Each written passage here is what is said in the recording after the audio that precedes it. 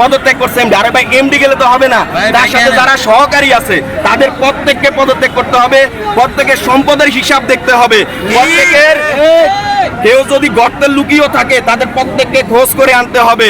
এরপরে আসি আমাদের সিটি কর্পোরেশন, ঢাকা উত্তর সিটি এবং দক্ষিণ সিটি, মশা মারার নাম দিয়ে, ড্রেন পরিষ্কার করার নাম দিয়ে পুরো ঢাকা শহর বা বাংলাদেশে যে 12টি সিটি আছে প্রত্যেকটা সিটিতে দলীয়করণ করে টাকা পয়সা লুটে ফুটে ওরা খাচ্ছে। এখন আসেন, মশা কি নিধন হয়েছে আমাদের বাংলাদেশে? এরপর আসেন, কোন রাস্তায় যে একটু বৃষ্টি হলে, আধা ঘন্টা বৃষ্টি হলে দেখা গেছে রাস্তার মধ্যে কতটুকু পানি, হাফ মাজা পর্যন্ত ঢাকা শহরবাসী আমরা পানিতে থাকি, চট্টগ্রামও সেম। তাহলে আমাদের এটা নিয়ে এটার জন্য বলবে কে ভাই?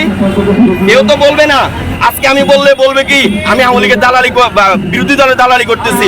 আরে ভাই আমরা সাধারণ জনগণ, এটাতে আমরা আজকে ভুক্তভোগী। আমরা চাই সিটি কর্পোরেশনের দক্ষিণ সিটি, উত্তর সিটি, চট্টগ্রাম সিটি সহ 12টা সিটি আছে বাংলাদেশে, প্রত্যেকটা সিটি কর্পোরেশনের যারা দায়িত্বে আছে, যারা সংখ্যাগরিষ্ঠভাবে পোষ্য কোটার মাধ্যমে ঢুকছে, ওদের প্রত্যেককে পদত্যাগ করে আইনের আওতায় আনতে হবে, তাদের স্থাবর আস্থাবর হিসাব নিতে হবে। দেখেন ব্যাংকের রিজার্ভ ঠিক হয়ে যাবে। এবার আসি আমরা ব্যাংকের রিজার্ভ, বাংলাদেশ ব্যাংক সহ বিভিন্ন সরকারি ব্যাংক থেকে নামে বেনামে তারা কি করছে, লোন টোন নিছে। আমরা যদি একটা লোনের জন্য যাই ভাই হয় না, কিন্তু একটা দলীয় নেতাকে যাওয়ার পরে তাদেরকে লোন দিয়ে দিচ্ছে।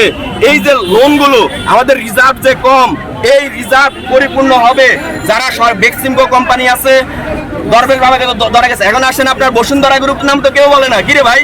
কোটি কোটি টাকা পূর্বাচলের নামে জনগণের জায়গার উপর দিয়ে শুধু কেবল বালু দিয়ে ভরাট করে তারা কি করছে, প্লট বিক্রি করা শুরু করছে। কিন্তু এরপর যে আপনার মেঘনা গ্রুপ কি করছে, সেম ভাবে কিছুদিন পর পর নিত্য আমাদের পণ্যদ্রব্য তেল, নুন, আটা, ময়দা, সুজি, এরা 1 মাস 2 মাস পর 2 টাকা 4 টাকা করে বাড়ায় প্রত্যেকটা পণ্যের উপর। আরে ভাই